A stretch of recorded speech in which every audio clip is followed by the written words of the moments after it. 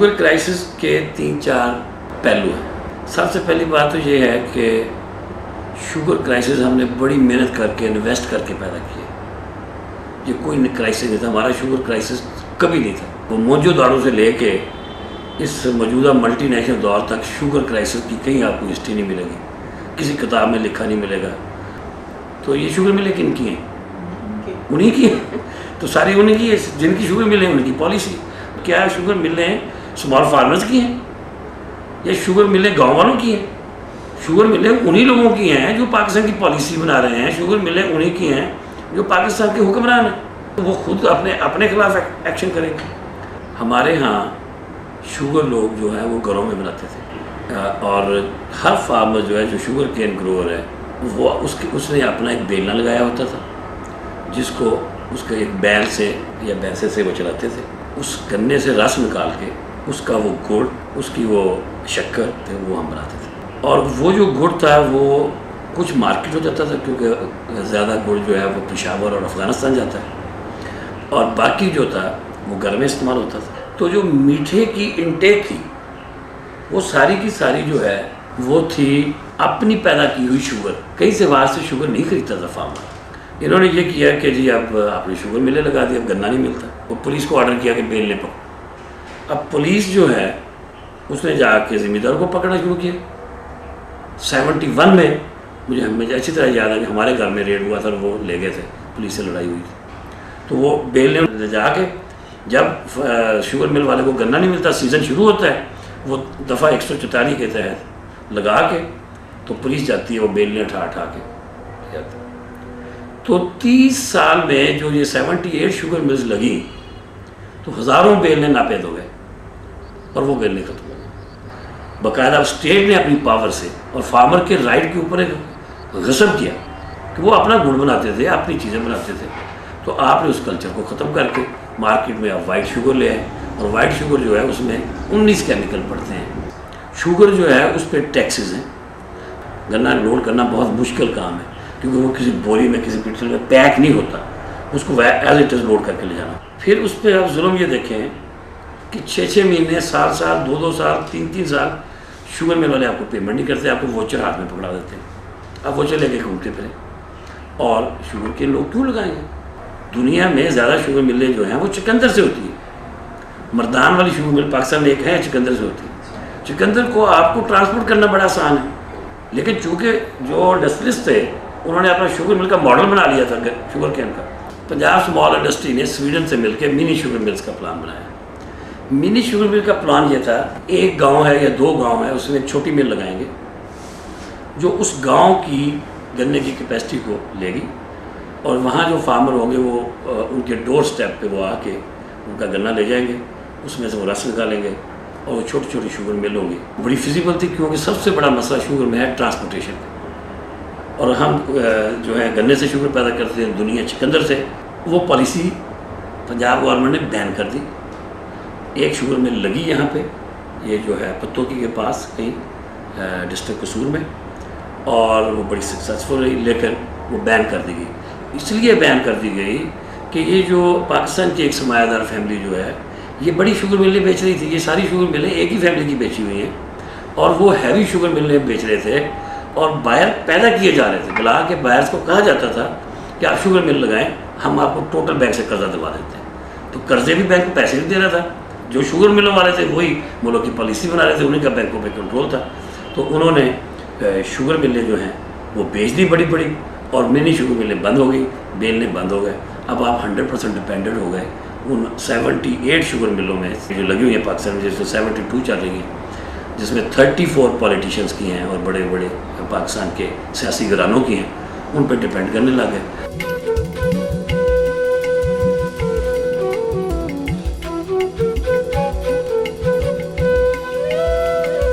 آپ اگر یہ سمجھیں کہ قانون جو ہے وہ ہمیشہ اچھا ہی آتا ہے تو وہ غلط ہے۔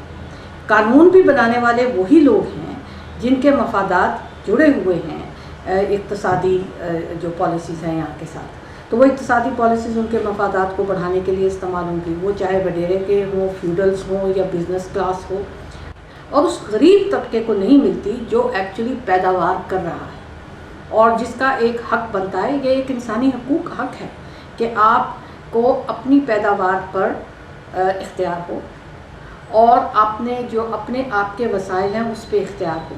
یہ تو ایک انسانی حقوق کے ضمن میں آتا ہے. اور پھر ان مفادات کو تقویت دینے میں جو دوسروں کے حقوق کی وائلیشن ہو رہی ہے اس کے لیے سطح باب کا کوئی طریقہ کار نہیں ہے. مثلا اگر آپ زمین کا معاملہ دیکھیں، جس ملک میں جو طاقت ہے وہ کنسنٹریٹڈ ہوتی ہے آفیشیل ڈم پہ، وہاں پر بڑا مشکل ہو جاتا ہے کہ ایک شفاف طریقہ کار کسی بھی سسٹم میں لایا جا سکے. مثلا اس ملک میں پٹواری جو ہے وہ بڑا سینٹرل فگر ہے، اور ریونیو ریکارڈز کی جو طریقہ کار ہے رکھنے کا، وہ سارا ڈپینڈ کرتا ہے پٹواری کی آنیسٹی اور اس کی کارکردگی پہ. اور اس میں بیشتر وجہ وہ ہے کہ زمین کی ٹائٹل کلیئر نہیں ہے، اور لوگوں کے جو ایک سینس آف انجسٹس بڑھ رہا ہے وہ اس لیے بڑھ رہا ہے کہ جس چیز کو وہ اپنی ملکیت سمجھتے ہیں، جو سرکاری ریکارڈ ہیں وہ مینیپولیٹ ہو گئے ہیں اور ان کے پاس کوئی طاقت نہیں ہے کہ وہ اس کو درست کروا سکیں اور اپنا حق جو ہے وہ لے سکیں. ہمارا گاؤں ہے سداد پور سے سانگڑ روڈ ہے، پھر ادھر بلڑا سے سنجورا روڈ ہے، سنجورے اور بلڑوں سے بیچ سے ہے. گاؤں ہمارے تو نام پہ ہے نہیں، ہم محمد عیسیٰ کو اس کے نام پہ دیتے ہیں. ظلم کتنے پر کتنے وہ اتنے ہی ہے بلائتے ہری دھک بارے وچ اسا عرض کیا پیر سائیں پہ گارو بس سان جو اسا عرض کیا تے تجھے واسطے اسا کے کوٹھی دڑی چھا دے. اسی ٹائم میں جس نے حملہ کیا تھا پولیس ساتھ تھی، وہ ہمارے مردوں کو پکڑ رہی تھی اور ہمارے زنانوں کو وہ کوٹ رہے تھے. اچھا، گھروں سے نکلو باہر.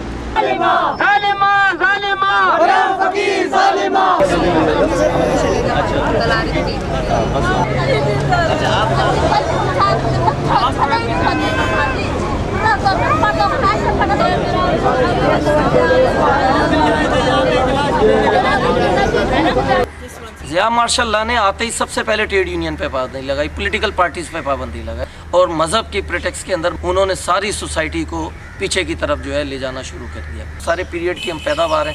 ہم کوئی رات ایسی جو تھی نہیں جو سکون سے نہیں سوتے تھے کہ یہ ہمیشہ یہ ہوتا تھا کسی ٹائم پہ بھی نوک ہوگا اور پکڑ کے لے جائیں گے.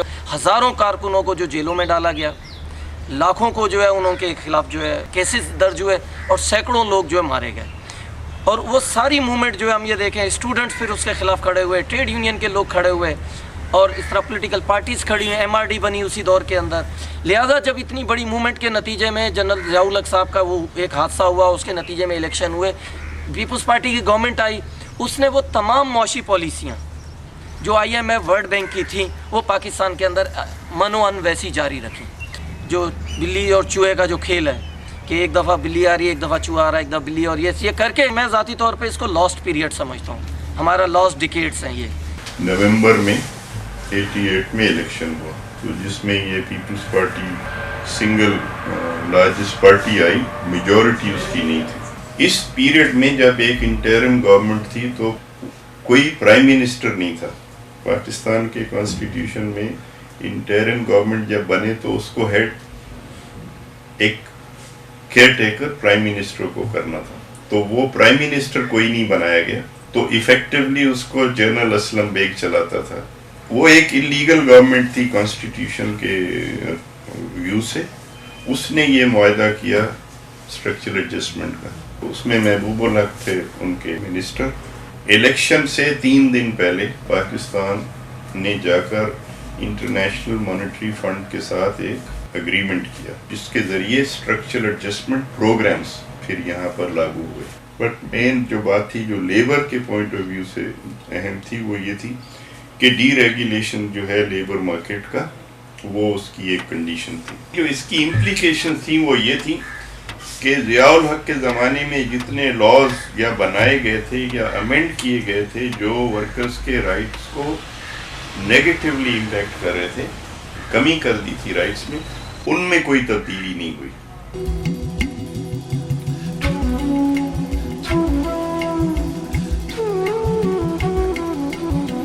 جس طرح بھٹو صاحب نے اپنے پاور میں آنے کے بعد 10 دن کے اندر نیشنلائزیشن کر دی تھی، بالکل اسی طرح نواز شریف صاحب نے اپنے پاور میں آنے کے بعد 1990 میں جب وہ ان پاور آئے تو 1.5 مہینے کے اندر پہلی پرائیویٹائزیشن کر دی.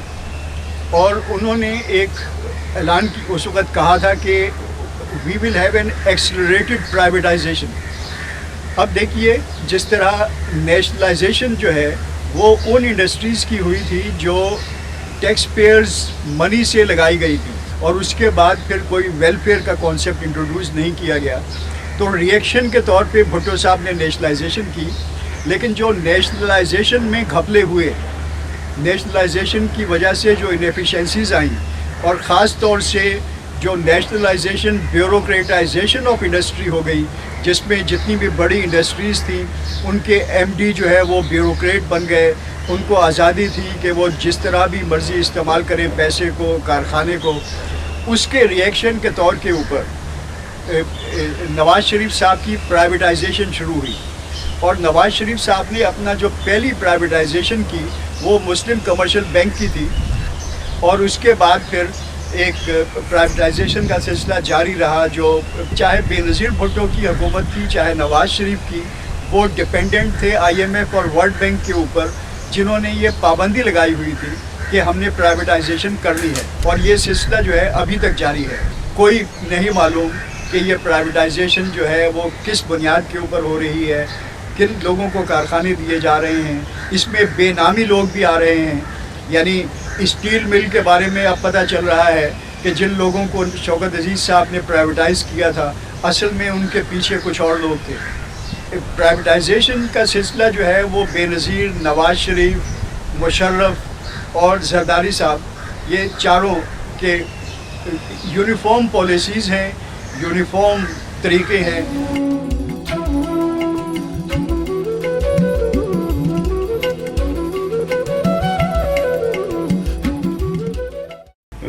نواز شریف کے زمانے میں 92 میں انہوں نے یہ فائنینس ایکٹ جو آتا ہے جب بجٹ پاس ہوتا ہے اس میں یہ شامل کر دیا کہ اگر کسی فیکٹری سے اپ ٹو 75% پروڈکٹ جو ہے وہ ایکسپورٹ ہوتے ہیں تو وہاں لیبر لاز نہیں لاگو ہوں گے. پھر ایک انہوں نے بنایا جس کو وہ کہتے تھے اسپیشل انڈسٹریل زونز, وہ ایریاز ڈیزگنیٹ کر دیے. وہاں یہ تھا کہ جو بیسک لاز ہیں وہ لاگو نہیں ہوں گے, جو منیمم ویج ہے وہ ایگریکلچر پر لاگو نہیں ہوتی. آئی ایم ایف کی جو اسٹرکچر ایڈجسٹمنٹ کا اگریمنٹ تھا اس کا ایک امپورٹنٹ پہلو یہ تھا کہ پرائیویٹائزیشن کی جائے گی. تو 92 میں نواز شریف کی پہلی گورنمنٹ میں کوئی 120 کے قریب بڑی انڈسٹری جو پبلک سیکٹر میں تھی اس کو پرائیویٹائز کیا گیا, اور اس کے نتیجے میں ہزاروں کی تعداد میں لوگ اس میں سے بے روزگار ہوئے اور وہ یونینیں وائپ آؤٹ ہو گئی.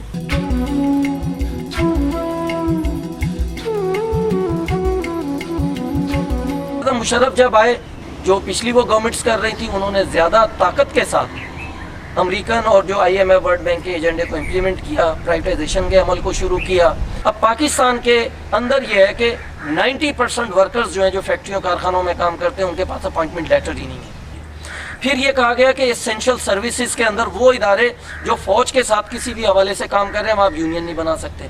مشرف صاحب کے 8-9 سالہ یا 10 سالہ جو پیریڈ تھا, سارے پیریڈ کے اندر کوئی 350 کے قریب چھوٹے بڑے ادارے جس میں بینکس ہیں, اسکولز ہیں اور صنعتی ادارے ہیں, وہ سارے پرائیویٹائز ہوئے.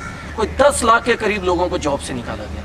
ریٹرینچمنٹ, پوری ہسٹری کی سب سے بڑی ریٹرینچمنٹ اس پیریڈ کے اندر ہوئی ہے. جو WTO آیا اس سارے کے جو امپیکٹس ہیں سوسائٹیز کے اوپر ہمارے پڑھنے وہ شروع ہے. وہ یہ نہیں چاہتے تھے کہ پریمیسز کے اندر جو ہے کام کریں اور ان کو کچھ ذمہ داریاں پوری کرنی پڑیں. تو وہ فارمل سے سارا کام نکل کے انفارمل سیکٹر کی طرف شفٹ ہوا. انفارمل سیکٹر کی طرف شفٹ ہونے کا نتیجہ آج پاکستان میں یہ ہے کہ کوئی 2 کروڑ کے نزدیک جو ورک فورس ہے وہ انفارمل کام کر رہی ہے. جو فارمل ورکر ہیں وہ قانوناً ورکر تو تسلیم کیے جاتے ہیں کہ بھائی آپ ورکر ہیں, آپ قانوناً لیبر کورٹ جا سکتے ہیں, پینشن لے سکتے ہیں, سوشل سیکیورٹی ان کے لیے کم از کم تنخواہ کا ان کا معیار ہے. پاکستان میں جو قانون کی ڈیفینیشن ہے وہ یہ ہے کہ کسی پریمیسز کے اندر لوگ کام کرتے ہیں ورکر ایکسیپٹ ہوں گے. انفارمل سیکٹر کا ورکر تو کرتا ہی نہیں پریمیسز کے اندر. اب اس کا دوسرا برا ایک نتیجہ یہ نکلا کہ انفارمل سیکٹر کے اندر سب سے زیادہ عورتیں ہیں, ولنریبل ہیں سب سے زیادہ ان کو. پھر تیسرا اس سے یہ کہ اور زیادہ خراب بات یہ ہوئی کہ ہوم بیس ورک شروع ہوا ہے کہ گھر مزدور عورتیں جو ہیں ان کے لیے گھر میں کام دے رہے ہیں 1000-1500 روپے مہینے کے اوپر, پوری کی پوری فیملی وہاں کام کرتی ہے. یہ ضیاء مشرف صاحب کے سارے پیریڈ کے اندر یہ اس کی देन है। जब हम ये कहते हैं भाई ये प्राइवेटाइजेशन जो आपके एसेट्स हैं, लोगों के एसेट्स हैं, अगर इसमें ऑर्गेनाइजेशनल खराबियां हैं तो इनको ठीक किया जाए, ब्यूरोक्रेटिक एटीट्यूड की वजह से इसको ठीक किया जाए। यहाँ बहुत सारे गवर्नमेंट के ऐसे इदारे हैं बहुत अच्छे चल रहे हैं। सुई गैस का इदारा है, बहुत ज़बरदस्त है, प्रॉफिट भी दे रहा है। PTCL का इदारा था, बहुत प्रॉफिट दे रहा था। स्टील मिल था, स्टील मिल के ऊपर एक बड़ी लड़ाई हुई और लोगों ने उसके ऊपर पूरे मुल्क में कैंपेन किया और उस कैंपेन का नतीजा ये हुआ कि पाकिस्तान की कोर्ट्स को भी उसके ऊपर सोचने का मौका मिला। मतलब नंगी जारियत थी, बेईमानी थी, लूट सेल थी कि इतना बड़ा इदारा जो कहते 500 अरब रुपया कम अज़ कम उसकी जो बेसिक बिड थी और 19,500 एकड़ ज़मीन उसके साथ इंगेज है, समंदर के साथ सबसे ज़बरदस्त लैंड और पूरा एक वो उसके कन्वर्टर बेल्ट लगा हुआ है जो समंदर तक जाता है। अपने उसके जो है वो है रेलवे स्टेशन उसका अपना, अपने इंजन्स हैं उसके, अपने उसके थर्मल प्लांट्स हैं, अपने उसे ऑक्सीजन के प्लांट्स हैं। ये सारा होने के बावजूद ये 26 अरब रुपए में बेच रहे थे उस वक्त के अंदर, जब आइटनरी जो है सिर्फ जो है जो फिनिश माल था वो 7 अरब रुपए का फिनिश माल रखा हुआ था। 7 अरब रुपया बैंक के अंदर मौजूद था, 14 अरब रुपया एज इट इज़ मौजूद था, बाकी मशीनरी और वो सारी चीज़ें अपनी जगह पे थी। 70 करोड़ रुपए की तो सिर्फ उसकी जो है सारी ट्रांसपोर्ट, उसको जो है 26 अरब रुपए में ये बेच रहे थे बगैर किसी उसके खिलाफ एक पूरे मुल्क के अंदर शोर मचा और उस शोर के ऊपर जो है जजों ने एक फ़ैसला लिया और जो चीफ जस्टिस के जाने का सबब जो बना एक जो है स्टील मिल का फैसला भी कि ये उसने एक जेन्युइन बुनियादों के ऊपर फैसला दिया। इसी तरीके से PTCL की प्राइवेटाइजेशन के खिलाफ एक बड़ी लड़ाई लड़ी गई। गनशिप हेलीकॉप्टर आ गए उस मूवमेंट को रोकने के लिए, गन्स लगा दी गई उनके ऊपर, इदारों के ऊपर, इस्लामाबाद सब जगहों के ऊपर। फौज ने पूरे PTCL का कंट्रोल संभाल लिया था जब उनकी जो प्राइवेटाइजेशन के खिलाफ मूवमेंट हुई। लेकिन जब लोगों ने कहा कि भाई ये एसेट्स हैं, ये 50 साल की 70,000 वर्कर्स की मेहनत का नतीजा है, ये इतना बड़ा इदारा, इसको आप क्यों बेच रहे हो, हम इसको चलाएंगे। 29 अरब रुपया जो है जिस दिन प्राइवेटाइज कर रहे थे 29 अरब रुपया जो है 1 साल का प्रॉफिट था और इन्होंने कोई 26 अरब डॉलर के अंदर उसमें इसको बेचा है। ये पूरी हिस्ट्री में कभी कहीं नहीं होता कि 26% शेयर्स के ऊपर जो आप उसको एडमिनिस्ट्रेटिव पावर दे दो। उन्होंने 32,000 के करीब लोगों को जो है जॉब से निकाला, लेकिन कराची के लोगों ने भुगता। इस मुल्क की 60% इंडस्ट्री जो इस शहर के अंदर है और इस शहर का जो हशर हुआ है पिछले 4-5 साल में प्राइवेटाइजेशन के बाद, वो आज तक हम लोग देख रहे हैं 18-18, 16-16 घंटे जो है वो बिजली नहीं होती। चीफ जस्टिस है उसने बहुत सारी जगहों के ऊपर जो है प्रो पीपल जो है स्टैंड लिया और ये तो एक डिक्टेटर के खिलाफ खड़ा हुआ है। एक इदारा जो है सिविलियन इदारा जो है वो इस मुल्क में किसी न किसी हद तक जो बचा हुआ सिविलियन सेटअप है उसको बचाने के लिए वो फौज के खिलाफ, फौजी इदारे के खिलाफ वो खड़ा हुआ। लिहाजा पाकिस्तान के लोग उसके साथ खड़े हुए, ट्रेड यूनियन के लोग भी, मजदूर जो है सारे उनके साथ थे। हम 11 मई को 12 मई को जो वाक़या हुआ यहाँ पे वो उनके इस्तकबाल के लिए थे, वो सारे वर्कर्स थे, फैक्ट्रियों कारखानों के सारे वर्कर्स थे और उनको यहाँ मारा गया। पहली शहादत जो है वो पिंडी में दी, वो भी मजदूर थे। दूसरे जो खून बहा यहाँ पे कराची की सड़कों पे वो भी वर्किंग क्लास के लोग थे।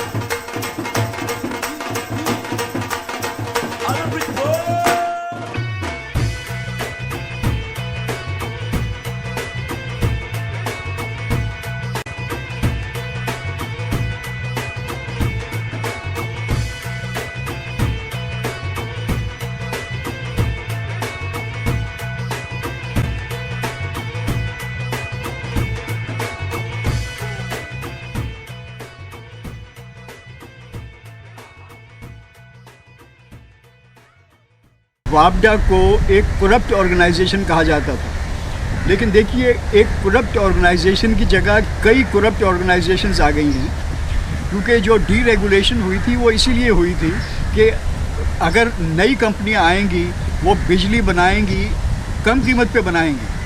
IPPs की लिस्ट उठा लें, आपको हर बड़ा ग्रुप उनके आपको पावर प्लांट IPPs नज़र आएंगे। जिस तरह टेक्सटाइल और शुगर में डोमिनेट करते थे, इसी तरह अपने IPPs में भी आ गए हैं। जो IPPs भी लगे हैं उसके अंदर भी मखसूस ग्रुप की इजारादारी है।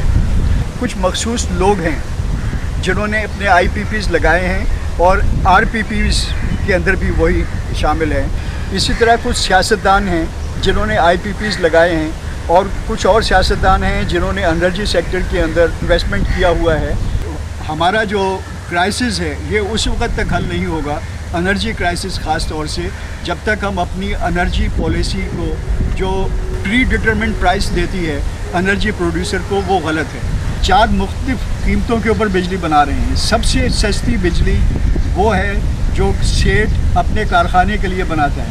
बिजली बनाने वालों को पहले से एश्योर कर दिया जाता है कि हम आपको बिजली इस कीमत पे लेंगे। आपने जो प्राइस IPPs को दी हुई है वो प्राइस ही अनइकनॉमिकल है। वो उनको बिजली ना बनाने में फ़ायदा है, बिजली बनाने में फ़ायदा नहीं। जब वो कॉन्ट्रैक्ट किया जाता है उस कॉन्ट्रैक्ट में कहा जाता है हम आपसे 60% बिजली ज़रूर लेंगे और अगर 60% बिजली नहीं लेते तो हम आपको 60% बिजली की कीमत देंगे। ये इट्स ए करप्ट फार्मूला।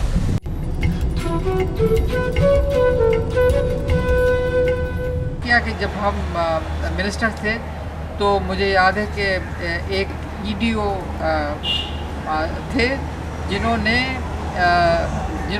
50 या 60 इलीगल अपॉइंटमेंट्स उन्होंने किया था। टीचर्स की पोजीशंस थी, वेकेंट पोजीशन थी, जो कि उन्होंने गवर्नमेंट को एडवर्टाइज़ करना चाहिए था। ख़ास तौर पे एक साहिबा थी उसमें। उन्होंने क्या किया कि लोगों से 60 हज़ार और 1 लाख रुपए लेकर और उनको अपॉइंटमेंट लेटर दिया। एक पूरा झुंड औरतों का मेरे पास आया टीचर्स का, और बेचारी रो रही थी और कह रही थी कि हम लोगों ने इतने अपनी जेवर बेचा, अपना ये किया वो किया, और हमने इनको पैसे दिए और अब आपने ये कहा है कि ये लेटर्स इलीगल हैं, इसलिए कि शी नॉट, इनको अथॉरिटी नहीं थी अपॉइंटमेंट करने की। मैंने उनको बुलाया, मैंने उनको यूजुअल जो सिलसिला था वो 1 charge sheet, 2nd charge sheet, फिर वो चांस देना पड़ता कि वो खुद आकर इन पर्सन अपना जो भी बात करना चाहे वो पेश करें। देखा एक साहिबा चली आ रही है ब्लैक लेस पहने हुए और ब्लैक टॉप, बहुत शानदार कपड़े पहने हुए चली आ रही हैं, और मुझे उन्होंने ऐसा देखा जैसे कि मिनिस्टर वो है और गुनाहगार हम हैं। अंदर बैठे हैं, मैंने उनसे कहा कि आपको मैंने वो नोटिस भेजा है, आपने जवाब ही नहीं दिया पहले नोटिस का, अब आप मुझे बताएं कि आपने क्यों किया है। तो कह रही है मैंने कर लिया है, आपका जो चीज़ है आप करें। तो उठ के चली गई। मैंने उसका डिसमिसल ऑर्डर निकाला। एक गवर्नमेंट सर्वेंट को डिसमिस करना इतना मुश्किल है, हम आपको बता नहीं सकते। इसीलिए लोग 25-25 साल एक बहुत ख़राब रेपुटेशन के साथ, सबको मालूम होता है करप्ट है, वो चलते ही रहते हैं, प्रमोशन उनके होते ही रहते हैं, इससे उनको निकालना बड़ा मुश्किल है। रूल्स ऐसे बनाए। देखते क्या है कि एक दिन ये साहिबा कोई मीटिंग हुई थी, उसमें चली आ रही है, देखिए हैरान हुए, वापस आ गई है और सिर्फ उस पोजीशन में नहीं आई है, प्रमोट होके वापस आई है। मैंने कहा शाबाश। एक ही तबका इतना ताकतवर है कि वो सियासी जितने अदारे हैं उनके ऊपर हावी है, तो फिर क्या लोग, पाकिस्तानी लोग जो हैं वो सही तौर पर रिप्रेजेंट हो रहे हैं या नहीं हो रहे। जो सूरत हाल नज़र आती है वो तो यही है कि ये इंसाफ पर मबनी नहीं है, और रिप्रेजेंटेशन का असल मकसद ये नहीं है कि एक ही तबका बाकी पूरे कौम को रिप्रेजेंट करने का इख्तियार रखता और सलाहियत रखता। मैं नहीं समझती कि ये जो एक तबके की हावी होना और इजारादारी बन गई है पाकिस्तान की सियासत पर और पाकिस्तान के रिप्रेजेंटेशन सिस्टम पर, वो ज़्यादा देर रह सकेगी अगर जमहूरी अमल बग़ैर किसी इंटरप्शन के चलता रहे, क्योंकि उससे इलेक्ट्रेट आहिस्ता आहिस्ता अवेयर भी होती है। इलेक्ट्रेट अपनी ताकत का एहसास भी उनको ज़्यादा होता है कि अगर हम किसी को ला सकते हैं तो हम निकाल भी सकते हैं, اور جو لوگ اس امید پہ بیٹھے ہوتے ہیں کہ ریپرزنٹیشن کو ہم استعمال کریں ذاتی مفاد کے لیے، ان کی آہستہ آہستہ اصلاح ہے وہ ہوتی چلی جاتی ہے۔ اس کے لیے ضروری ہے نہ صرف یہ کہ الیکٹرل قوانین جو ہیں ان کو بدلا جائے اور ان کو ریسورسز پر روٹ یا بیس نہ کیا جائے، تاکہ عام آدمی کو بھی یہ ایک موقع ملے کہ وہ اس میں حصہ لے سکے۔ کہ یہاں پر عادت پڑ گئی ہے لوگوں کو ایک آسٹنٹیشس طریقہ کار سے الیکشن کیمپیننگ کرنے کی، بلکہ اس لیے بھی کیونکہ جو الیکٹورل یونٹس ہیں وہ بہت بڑے ہیں، اور جتنا بڑا یونٹ ہوگا اتنا ہی مشکل کسی شخص کے لیے بھی وسائل کے حوالے سے اور کانٹیکٹس جو الیکٹوریٹ کے ساتھ ہیں اس کے حوالے سے بھی مشکل ہوگا۔ پاکستان میں اشحد ضرورت ہے نہ صرف الیکٹوریٹ یونٹس کو چھوٹا کرنے کی، مگر ہر ایڈمنسٹریٹو یونٹ کو چھوٹا کرنے کی۔ سب سے پہلی چیز یہ ہونی چاہیے کہ لوکل سے لے کے نیشنل تک ایڈمنسٹریٹو یونٹس چھوٹے کریں۔ اس ملک کے اندر پھر الیکشن ہوئے، سویلین سیٹ اپ ڈیولپ ہوا، لیکن بدقسمتی یہ ہے کہ وہی سویلین گورنمنٹ کا جو طریقہ کار ہے کہ کوئی لوگوں کو چینج محسوس نہیں ہو رہا۔ انہوں نے سب سے پہلے جو منسٹری بنائی وہ پرائیویٹائزیشن کی بنائی، اور ان کا جو سب سے چہیتا وزیر تھا جس کو یہ کہتے ہیں بہت عقل مند ہے، اسی کو پرائیویٹائزیشن کا وہ بنایا۔ اور بدقسمتی سندھ کے لوگوں کے ساتھ کہ جس کے لینڈ سلائڈ وکٹری جہاں سے لی، سب سے پہلے پرائیویٹائزیشن کے لیے انہوں نے قادرپور گیس فیلڈ کو ہی انہوں نے کیا۔ 10,000 جو ورکرز ہیں وہ سندھی اسپیکنگ ورکرز ہیں اور پرائیویٹائز کر رہے تھے، لوگ کھڑے ہو گئے، روڈ بلاک کر دیا، 9 دن تک انہوں نے جو ہے دھرنا دیا اور وہ کیا، اور یہ جو نوید قمر ہے اس کے گھر کا انہوں نے گھیراؤ کیا، چاروں طرف سے اس کو آنے نہیں دیا اپنے گھر پہ، اور اس کی پرائیویٹائزیشن کے فیصلے کو روکا۔ تو یہ تو ہو گیا، لیکن پرائیویٹائزیشن کا عمل رکا نہیں ہے، انہوں نے اس کو کرنا ہے، پانی کو پرائیویٹائزیشن کرنے کی طرف جا رہے ہیں، یہ سارا عمل اس طرف لے کے جا رہا ہے۔ اور جب لیبر کے بارے میں بات ہوئی تو زرداری صاحب کے پاس کچھ لوگ گئے تو انہوں نے کہا کہ میں چاہتا ہوں کہ جو انڈسٹریلسٹ ہے اس کو ہائر اینڈ فائر کے اختیارات دے دیے جائیں، جیسے ضیاء الحق کے پیریڈ میں تھے کہ جس کو چاہے جب چاہے رکھ لے، جس کو چاہے نکال دے۔ تو ود ان پارٹی کچھ لوگ ایسے تھے جو کسی وقت میں ہمارے ساتھ بھی کام کرتے رہے ہیں، جب مار کھاتے ہیں تو ہم سب ساتھ ہوتے ہیں۔ تو رضا ربانی ٹائپ کے لوگوں نے جا کے کہا بھائی آپ یہ نہیں کریں، آپ تو رہی کھوئی اپنی جو آپ کی ساکھ ہے وہ بھی آپ کی ختم ہو جائے گی۔ 6,000 گورنمنٹ نے کہا کہ کم از کم منیمم ویج ہو، وہ 90% فیکٹریوں میں 6,000 روپے تنخواہ نہیں ملتی ورکرز کو۔ عورتوں کے ساتھ ڈسکرمنیشن ہے، یہاں پہ آپ کراچی کے پاس یہ سب سے بڑا انڈسٹریل سٹی ہے، آپ اکنامک زون میں چلے جائیں، وہاں پہ ایکسپورٹ پروسیسنگ زون بنا ہوا ہے، 1,500 2,000 روپے میں عورتیں لڑکیاں جو ہے 1,800 روپے میں کام کرتی ہیں۔ ہمارے پاس پورے اس کا ورکنگ ہے، اس کے اندر سیکشول ہراسمنٹ ان کے ساتھ موجود ہے، تشدد ان کے ساتھ کیا جاتا ہے، کوئی قانون پاکستان کا لاگو نہیں ہوتا۔ شادی شدہ لڑکی کو جاب نہیں دیتے، کنواری لڑکیوں کو وہاں پہ جاب دیتے ہیں، جو باتیں نہیں جا سکتی وہ سب باتیں وہاں پہ ہو رہی ہیں، اور یہ صرف انڈر دی نوز گورنمنٹ کے اس میں ہو رہا ہے، اور وہاں پہ ایک قسم سے بندی خانہ بنا ہوا ہے۔ اسی طریقے سے گارمنٹس کا ہے، لیدر کا ہے، انفارمل سیکٹر کی طرف شفٹ ہو رہا ہے۔ لیکن جب لڑائی لڑی خصوصی سندھ میں، لوگوں نے کہا کالا باغ ڈیم نہیں بننا چاہیے، لوگوں نے لڑائی لڑی، وہ ڈیم نہیں بنا۔ اس طریقے سے لوگوں نے ایک بڑی لڑائی لڑی اور چیف جسٹس بحال ہوا۔ اوکاڑے کی لڑائی ہے، ہم کہتے ہیں کہ بھئی یہ دیکھو لوگ لڑے، انہوں نے 17,000 ایکڑ بچا لی۔ قادرپور گیس فیلڈ کے لوگ لڑے، انہوں نے بچا لیا۔ اسٹیل مل کے لوگ لڑے، انہوں نے بچا لیا۔ وکیل لڑے، انہوں نے چیف جسٹس کو بحال کروا لیا۔ تو یہ ساری مثالیں جو ہیں لڑائی کی، جدوجہد کی، یہ بڑھتی جا رہی ہیں۔ نا منظور نا منظور، ظالمو جواب دو، ظالمو جواب دو۔ اور ہمارے یہاں اب بھی ایسے لوگ ہیں بدقسمتی سے جو یہ کہتے ہیں کچی آبادی ریموو کر کے وہاں پہ ملٹی اسٹوری بلڈنگ بنا دیں، اور دوسرا یہ کہ جو ملٹی اسٹوریز ہے وہ کچی آبادی کے جو موجودہ رہنے والے ہیں ان کو سوٹ نہیں کرتی۔ ان کا لائف اسٹائل ایسا ہے، وہ کام کرتے ہیں، اور جو گلی ہے اس کو بھی وہ یوز کرتے ہیں، چیزیں سکھانی ہیں، بچوں کو کھیلنا ہے۔ اور جو ہمارے ہاں جو مطلب یہ سلمس ہیں، ورٹیکل سلمس، 50 لاکھ آدمی کچی آبادیوں میں رہ رہے ہیں۔ کراچی کی 55% آبادی کچی آبادیوں میں رہتی ہے۔ یہ they are not parasites, parasite تو دوسرے ہیں جو کلفٹن ڈیفینس میں رہتے وہ تو دوسروں کی محنت پہ پل رہے ہیں نا۔ یہ بیچارے محنت کرتے ہیں، مزدوری کرتے ہیں، برے حالات میں رہتے ہیں، اور ہر چیز کا پیسہ دے رہے ہیں۔ 4 لاکھ کنڈے ہیں شہر میں، اور KC والوں نے جو اسٹڈی کی ہے کہ زیادہ بجلی چوری ڈیفینس، کلفٹن اور کارخانوں میں ہوتی ہے۔ تو لیکن یہ لوگ نہیں سمجھتے مڈل کلاس والے، یہ کہتے ہیں ہمارے شہر میں بدنما داغ ہے کچی آبادی۔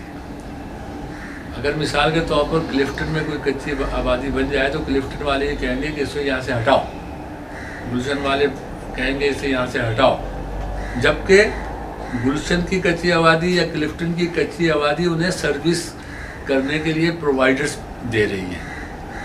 اگر آپ کو کک چاہیے کہاں سے ملے گا؟ کچی آبادی سے۔ فور مین کہاں سے ملے گا؟ کچی آبادی سے۔ سارا ٹرانسپورٹ سسٹم چلا رہے ہیں کچی آبادی والے۔ تو اگر ان کچی آبادیوں کو ہٹا دیں کراچی سے، جو کہ اس وقت میرے خیال سے اوور 500 کچی آبادیز ہے، تو یہ شہر چل نہیں سکتا، ٹھپ ہو جائے گا۔ اسی طرح جو ساحل ہے وہ شرفا کے لیے ہونا چاہیے۔ شرفا کا کیا مطلب ہے کہ وہاں پہ یہ اونٹ والے نہ ہوں اور چھولے بیچنے والے نہ ہوں اور مونگ پھلی والے نہ ہوں۔ سنڈروم ہے کہ شہر جو ہیں وہ شنگھائی اور دبئی جیسے ہوں۔ تو اس کی جو کوششیں ہیں بامبے میں بھی ہو رہی ہیں، کراچی میں بھی ہو رہی ہیں۔ اور کراچی میں مثال کے طور پر ہمارا جو کوسٹل ایریا ہے، ایٹ ون پوائنٹ یہاں پہ کوئی 50-60 ہزار ایکڑ زمین جو ہے وہ ملٹی نیشنل خرید رہے تھے۔ کراچی میں میگا سٹی پروجیکٹ بھی بنا رہے تھے، مگر شوکت عزیز جو تھے اس میں یہ پرسنل دلچسپی دے کہ جلدی ہو میٹنگس کی ایک کلینڈسٹائن لی ہمیں۔ اب یہ بات ہو رہی ہے کہ پہلے 10 لاکھ ایکڑ زمین اور اس کے ساتھ پرائیویٹ فورس ان ممالک کے ان کے فوڈ سیکورٹی کے لیے، عرب ممالک اور دوسرے ممالک کے فوڈ سیکورٹی کے لیے ان کو زمینیں دی جائیں گی۔ یقیناً وہ خالی زمینیں نہیں ہوں گی، اس کے ساتھ پانی بھی دیا جائے گا اور سہولتیں بھی دی جائیں گی، پروٹیکشن بھی دیا جائے گا۔ 1 لاکھ فوج بنائی جائے گی الگ سے، یعنی 10 ایکڑ پہ 1 سپاہی، تو اور پھر لے جائیں گے وہ اپنے ملک میں لے جائیں چاہے عالمی منڈی میں لے جائیں اپنی پروڈکٹ کو۔ اب اسی صورتحال پیدا ہوگی کہ ہمارے گاؤں میں ان کی زمین آباد ہو رہی ہوگی، ہم آباد کر رہے ہوں گے اور ہم بھوکے مر رہے ہوں گے، وہ ہماری پیدا کی ہوئی چیز اپنے ملک لے جائیں گے یا عالمی مارکیٹ میں جہاں بھی ان کو اچھے پیسے ملیں۔ ابھی تو سنا ہے 10 لاکھ کو 60 لاکھ تک لے گئے اور کل پتہ نہیں کہاں بات رکے گی۔ یعنی ہیروئن سے زیادہ کالا دھن جو ہے یہاں پر رشوت کا موجود ہے، اور یہ جو لینڈ مافیا والے ہیں، زمینوں پہ قبضہ کرنے والے لوگ ہیں، ان کا بہت بڑا پیسہ ہے، اور مختلف ٹھیکوں پہ جو کمیشن ہے وہ سارا باہر جمع ہوتا ہے۔ اسی پیسے کو کوئی نامنیات پارٹنر بنا کے یہ لوگ یہاں کے ادارے خریدتے ہیں، یہاں کی زمینیں خریدیں گے۔ یعنی جاگیرداری ایک نئی شکل میں جس کو زیادہ پروٹیکٹ کیا جائے گا بغیر ملکی سرمایہ کے نام پر، اور اس کے بیک پر امریکہ اور دوسری فورسز کو بھی کھڑا کیا جائے گا کہ جی یہ عالمی سرمایہ ہے، اس لیے جو ہے اندر کوئی گڑبڑ نہیں ہونی چاہیے۔ وہ بھی ریسورسز کو جو عوام کو مل جائیں تو عوام خوشحال ہو جائیں، ان لوگوں کو ملیں گے جو سرمایہ میں اضافہ کرنا چاہتے ہیں۔ ہمارا جو کسان ہے، ایک عورت کہتی ہے 1/2 ایکڑ دے دو، 1/2 ایکڑ میں اب میں اپنی گزارا کر لوں گی، اپنی زندگی کی خوشحالی بنا لوں گی۔ اب اس کو 1/2 ایکڑ نہیں دیا جا رہا، اس کو کاٹ دیا جاتا ہے کہ تم جاؤ لین میں جاؤ اور خیرات لے لو، اور جو اس کے ریسورسز ہیں، اس کے جو وسائل ہیں، وہ غیر ملکی اس کیپیٹل کو دیے جا رہے ہیں جو پہلے ہی بہت ہیوج کیپیٹل ہے، اور وہ جس کے یہ لوگ پارٹنر ہیں، وہ کیپیٹل جو ہے مزید بڑھائے گا پیسے کو اپنے، اور یہاں بھوک کو بڑھائے گا۔ اور یہ سب پڑھے لکھے ہیں، پگڑیاں باندھے ہوئے، داڑیاں لگائے، آکسفورڈ سے کوئی پڑھا ہوا ہے، کہیں انہوں نے گیٹ اپ بنائے ہوئے اپنے ایسے لوگوں کو بیوقوف بنانے کے لیے اداکاری کرتے ہیں، ورنہ یہ سب جو ہے سمجھتے ہیں، پڑھے لکھے ہیں، ان کو پتہ ہے کہ آئندہ دور میں ہم ایز اے فیوڈل رولر نہیں رہ سکتے، ایز اے فیوڈل ہم ان ریسورسز پہ کنٹرول نہیں رکھ سکتے، تو ایز اے کیپیٹلسٹ ہم ان کو اپنے کنٹرول میں کریں۔ تو اگر آپ کیپیٹلزم ہی لانا چاہتے ہیں تو کوئی ان کو رسپیکٹ طریقے سے روزگار کا سسٹم بنا کے دیں، اور ان کی جو سوشل رسپانسبلٹی ہے جو کیپیٹلسٹ دنیا میں پوری کرتے ہیں، یورپی ممالک میں اور دوسرے ممالک میں، وہ بھی یہ فیوڈل پورا نہیں کریں گے، کیونکہ ان کی سائیکی فیوڈل ہے۔ یہ رائٹ کی بات سننے کے لیے تیار نہیں، اپنی بیٹی کو اپنی مرضی سے شادی کرنے نہیں دیں گے تو اپنے مزدور کو یا کسان کو کیسے ان کا حصہ دیں گے یا حساب دیں گے یا بہتر تنخواہ دیں گے اور سوشل سیکورٹی دیں گے؟ خیرات کے کارڈ دے رہے ہیں، خیرات پہ عادی بنا رہے ہیں کہ رائٹ نہ لیں۔ کوئی ہم پیٹ کا گزارا کریں کہ بچوں کا، جیسے کوئی اس کے کپڑا نہیں ہے، کپڑے کے کرتے ہیں تو کھانے کے لیے نہیں ہوتا، کھانے کے لیے کرتے ہیں تو فیس کے لیے نہیں ہوتے۔ تو پہلے تو تھوڑا بہت بچتا تھا، اب تو وہ خسارا ہی خسارا ہے، کیونکہ ہر چیز مہنگی ہو گئی ہے۔ آمدنی یہ میرے شوہر کماتا ہے نا، وہ 3000 روپیہ ہی ہے بس، हाँ, आटा भी हो गया और एक मेरे शोर कमाने वाला है, सारे हम बच्चे खाने वाले हैं। अब थोड़ा बहुत कमाते हैं, इससे क्या होता है, कोई उस खेती बाड़ी में कोई दूसरे काम करता है ना, वहाँ उसको 3000 मिलते हैं। ब्राज़ील की कॉन्स्टिट्यूशन ये कहती है कि हाँ, राइट टू प्रॉपर्टी हर एक का है और उसकी प्रोटेक्शन भी है, लेकिन अगर कोई ऐसी प्रॉपर्टी ओन करता है जो कि प्रॉपर्टी अपना सोशल पर्पस पूरा नहीं कर रहे, तो वो आइडेंटिफाई करते हैं उस ज़मीन को जो किसी की मिल्कियत है लेकिन वो अपनी सोशल फंक्शंस पूरी नहीं करी। मसलन बेशुमार के एग्रीकल्चरल लैंड, पाकिस्तान में भी यही सूरत हाल है, ऐसी पड़ी है जिस पे काश्त नहीं होती, जो अपना वो मुआशरती जो एक पर्पस है उसको फुलफिल नहीं करी। आज भी लोग इस पाकिस्तान को ढूंढ रहे हैं जिसका उन्होंने 1947 में ख्वाब देखा था, यानी खुराक, मकान, रोज़गार और थोड़ा सा ज़मीन का टुकड़ा जिससे वो जिस्मानी तहफ़्फ़ुज़, इंसाफ, मुनासिब रहन सहन और बेहतर ज़िंदगी। कई नस्लें गुज़र गईं मगर उन्हें हासिल नहीं हो सकी, मगर उम्मीद अब भी है। We are trying to break it. We are working to break. We are providing awareness for such purpose. हम उनको इसी वजह से अवेयर कर रहे हैं कि ये आपके राइट्स हैं, आप इनके लिए खुद फाइट करो।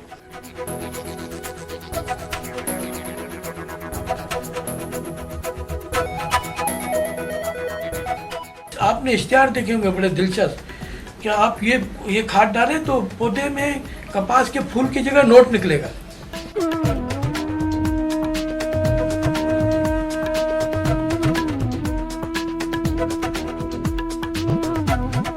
एक तरफ गरीब बढ़ते जा रहे हैं और एक एलीट क्लास भी बढ़ती जा रही है करप्शन की वजह से, तो मिडिल क्लास बिल्कुल श्रिंक हो रही है।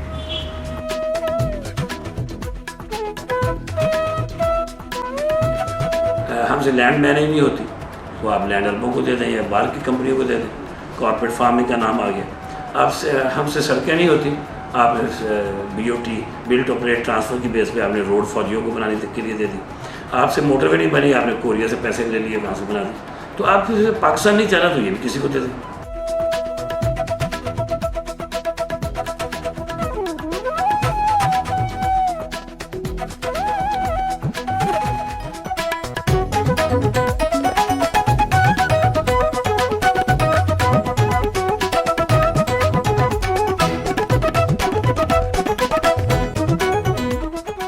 हमारे यहाँ जो मौजूदा सिस्टम है ये ना कैपिटलिस्ट है और ना सोशलिस्ट है, बल्कि ये अपॉर्चुनिस्ट है।